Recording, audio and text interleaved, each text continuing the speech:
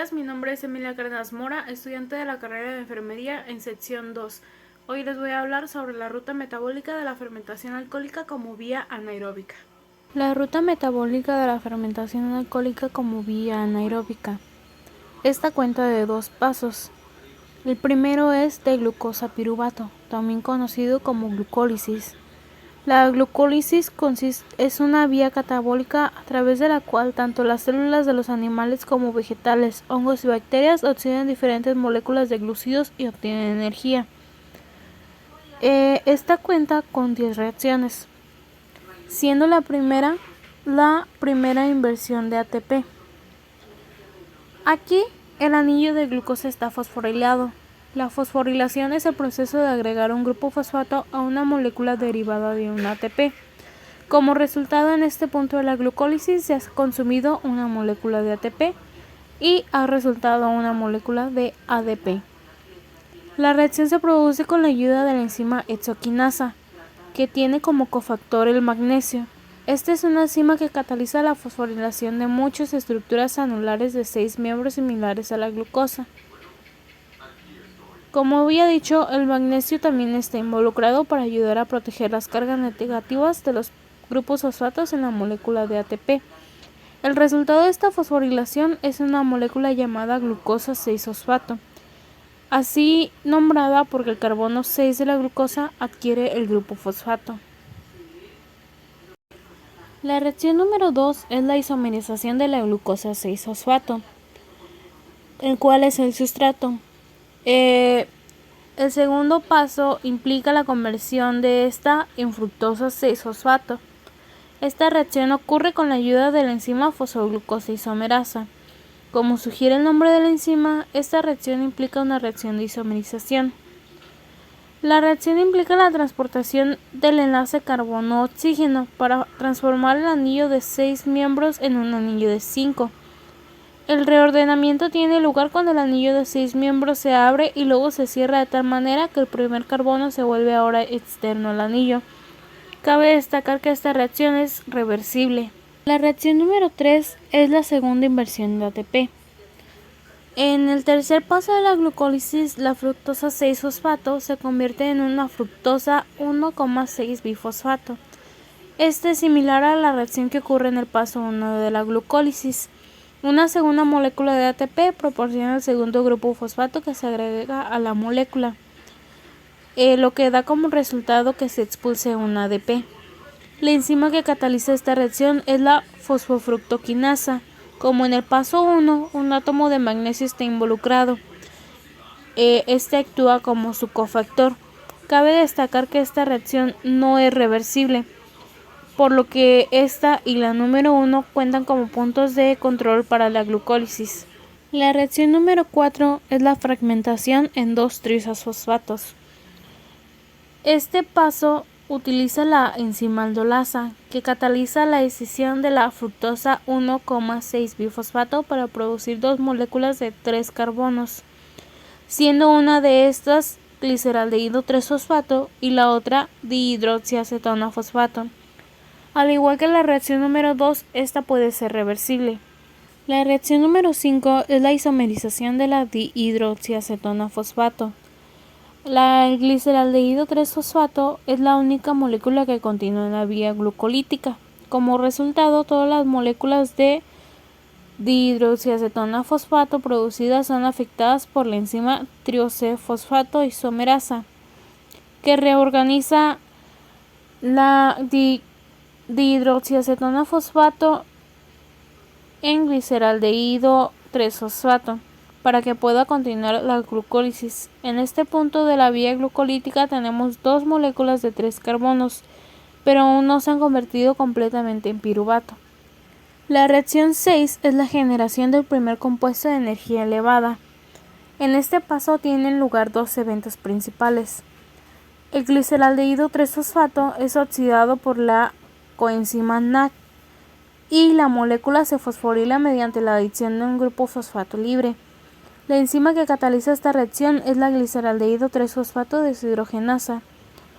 La enzima gliceraldehído 3-fosfato deshidrogenasa contiene estructuras apropiadas y mantiene la molécula en una conformación tal que permite que la molécula de NAD extraiga un hidrógeno del gliceraldehído 3-fosfato, convirtiéndolo de NAD en NAD con dos hidrógenos.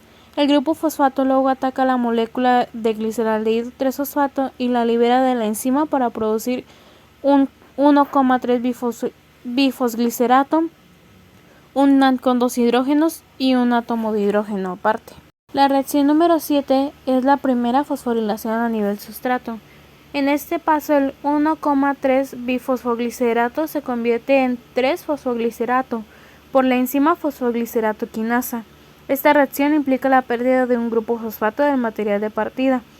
El fosfato se transfiere a una molécula de ADP que produce nuestra primera molécula de ATP. Dado que en realidad tenemos dos moléculas de 1,3 bisfosfoglicerato porque habían dos productos de 3 carbonos de la etapa 1 de la glucólisis, en realidad sintetizamos dos moléculas de ATP en este paso. Con esta síntesis de ATP hemos cancelado las dos primeras moléculas de ATP gastadas. Nuevamente vemos que un átomo de magnesio está involucrado para proteger las cargas negativas de los grupos fosfatos de la molécula de ATP. Cabe destacar que esta reacción también es reversible. La reacción número 8 es la preparación para la síntesis del siguiente compuesto de energía elevada. Este paso implica una simple reordenación de la posición del grupo fosfato en la molécula de 3-fosfoglicerato, convirtiéndola en 2-fosfoglicerato.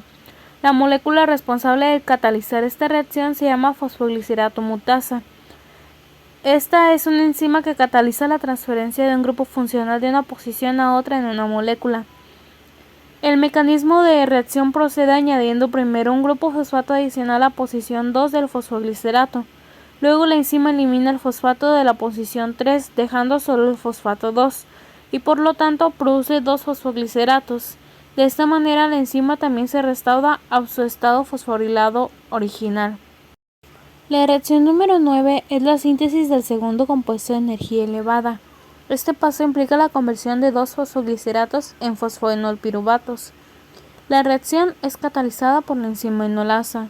La enolasa actúa eliminando un grupo de agua o deshidratando el 2-fosfoglicerato. Ya que esta reacción es reversible, se puede volver de 2-fosfoglicerato a fosfoenolpiruvato o de fosfoenolpiruvato a un 2-fosfoglicerato. En la reacción número 10 es la final y se conoce como la segunda fosforilación a nivel sustrato. En este paso final de la glucólisis convierte el fosfoenolpiruvato en piruvato con la ayuda de la enzima piruvato quinasa. Como sugiere el nombre de la enzima, esta reacción implica la transferencia de un grupo fosfato. El grupo fosfato unido al carbono 2 se transfiere a una molécula de ADP, produciendo ATP. Nuevamente, dado que hay dos moléculas aquí, en realidad se generan dos moléculas de ATP. La segunda fase de la fermentación alcohólica es el paso de piruvato a etanol, que consta de dos reacciones. Pero antes hay que saber que la glucosa se ha convertido en piruvato y puede dirigirse a diferentes destinos, dentro de los cuales los más importantes son entrar al ciclo de Krebs o sufrir un proceso de fermentación anaeróbica como es en este caso. Puede el piruvato sufrir una descarboxilación para convertirse en acetildehído, liberando una molécula de CO2. El acetildehído puede ser reducido posteriormente por el NAD con dos hidrógenos y convertirlo en etanol, regenerando así al NAD necesario para que la glucólisis siga trabajando. Este proceso va a seguir en forma de un ciclo,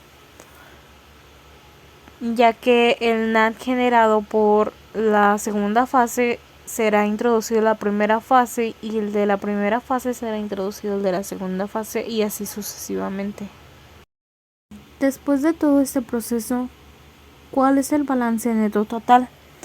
Como balance neto tenemos una glucosa, 2 ADP, 2 ATPs, ya restando los dos utilizados, y 2 NAD con 2 hidrógenos.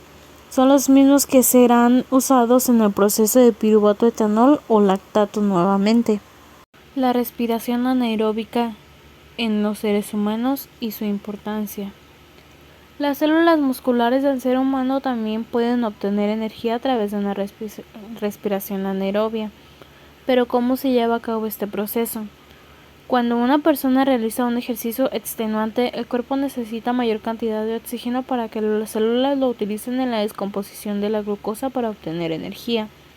Si la actividad que realiza la persona exige a las células musculares un esfuerzo extremo, estas van a requerir de un gran suministro de energía.